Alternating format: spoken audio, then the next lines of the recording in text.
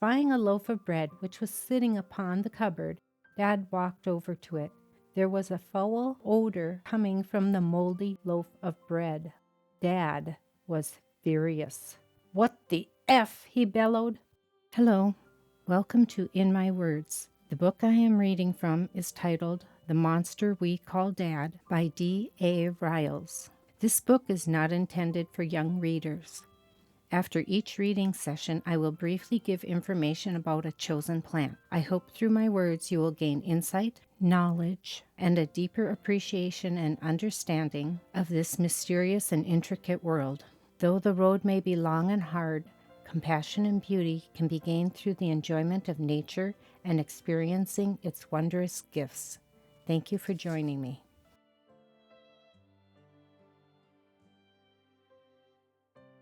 Mom and Dad had been gone for several days. Johnny wasn't born yet. The two parents left the 4 older children at home alone. Joe was once again put in charge. The young boy did all he could to keep his siblings fed and keep an eye on them. Of course, there was Sissy, who could have helped more, but she was tired of having to be responsible. Sometimes Joe would tell her that she must help wash the dishes because they were piling up ever since the dishwasher broke 4 months earlier. But Sissy always seemed to have something else to do. "We don't have any clean ones left," Joe was pleading with Sissy. "You have to help out. I can't do it all." "Fine," Sissy retorted, "but I'm not going to do any more till Mom and Dad get home." Stomping away from her brother, Sissy went to the sink and did as needed. Scott went to help Sissy by drying the dishes and putting them away. He didn't want to cause any trouble, so he did his part without being asked. As for Sarah, she went from room to room looking for any stray dishes and brought them over to Sissy and Scott. Scott dried the dishes. Sarah put them into the cupboard. In just a few more days, the children knew Mom and Dad would be home. Joe made sure that the house was kept clean until their parents arrived. Joe also took the initiative to get their school supplies in order. He wanted Dad to see that he was growing up and was able to handle his responsibilities. He yearned for Dad's approval. Soon the 3 older children went back to school and Dad and Mom went back to work. That meant Sarah had to occupy her time while Dad slept during the day so that he could work at night. Sarah played hopscotch by herself outside so she wouldn't wake Dad up and get him mad at her. When the school day was over, Joe, Scott, and Sissy walked home. Dad usually slept until Mom came home, but today he awoke early and was up making himself something to eat. Spying a loaf of bread which was sitting upon the cupboard, Dad walked over to it. There was a foul odor coming from the moldy loaf of bread. Dad was furious. "What the F?" he bellowed. Sarah had just thrown the rock onto the number 3 square and briefly thought that Dad was yelling at her, but he was inside the house. She didn't know what caused his displeasure, but she knew better than to enter. Continuing to play hopscotch, Sarah tried not to cringe at the loud cursing man coming from within the kitchen. "I effing work all effing day just to come home to find some SH-ass kid leaving out food. What the F is the matter with the little betards? Have you no effing respect? Well, I'll teach you some." The monster was out. Carrying the moldy loaf of bread over to the couch, he sat it beside him. Dad's appearance had become twisted and distorted. Several minutes later, the 3 older children were nearing the home, not knowing what was about to happen. Each step drew the children nearer to the waiting being. Coming through the front door, the 3 older children were laughing and talking to each other. They saw the monster sitting on the couch, anticipating their arrival. At first, the 3 thought that Dad was mad at them for using the front door, but soon they found out differently. Raising his head, the monster glared at the children, its eyes cold, unemotional, devoid of all that was good. Pure evil emanated from this monster.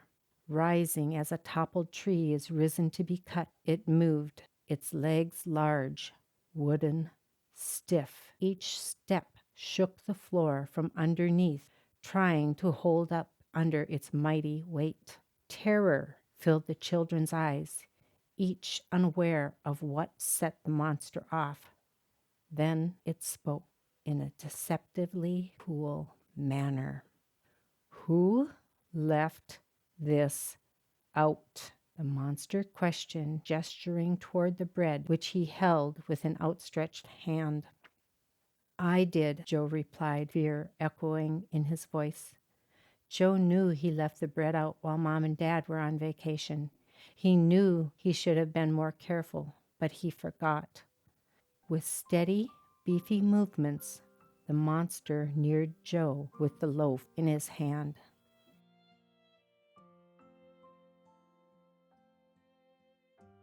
Today's highlighted plant is cantaloupe. Some people consider cantaloupe and muskmelon to be the same. They are in one way. They are very similar. I find cantaloupe hard to grow in my area in Minnesota. These melons need long days of very warm weather and plenty of rain or water. The colors of cantaloupe and muskmelon vary depending upon the variety. There are a number of ways to know if the melon is ready for harvest. One way is by the color. Again, you must know the variety of your melon in order to know what to look for when harvesting. Some people thump their melons, including watermelon, to judge for ripeness.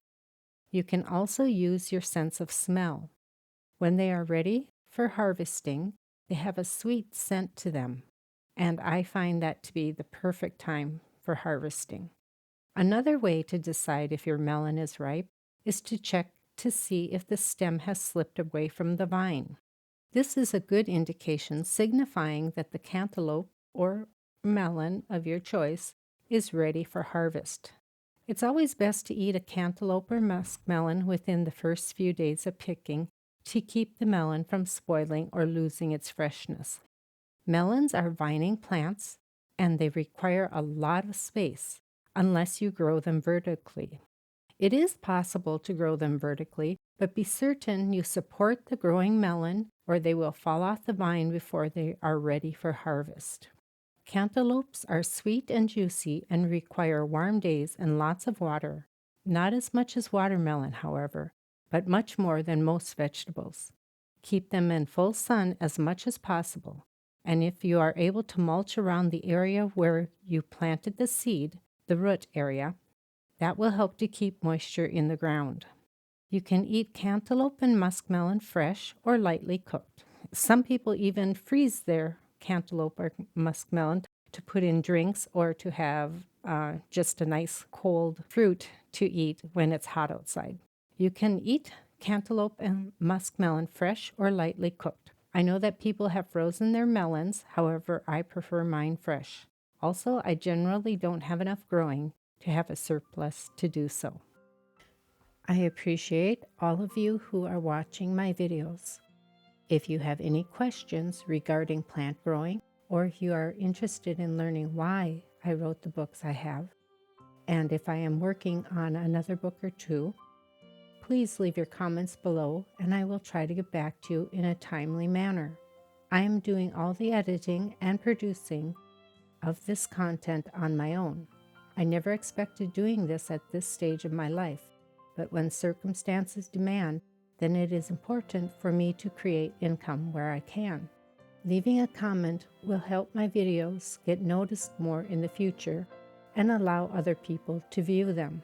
Also, purchasing one or both of my books will be very helpful. Thank you for your time and consideration. Please like, share, and subscribe. I look forward to having you join me again next time, where I will highlight another plant, and I will continue to read from the book titled The Monster We Call Dad by D.A. Riles, which you can purchase from Amazon.com. Thank you for having joined me.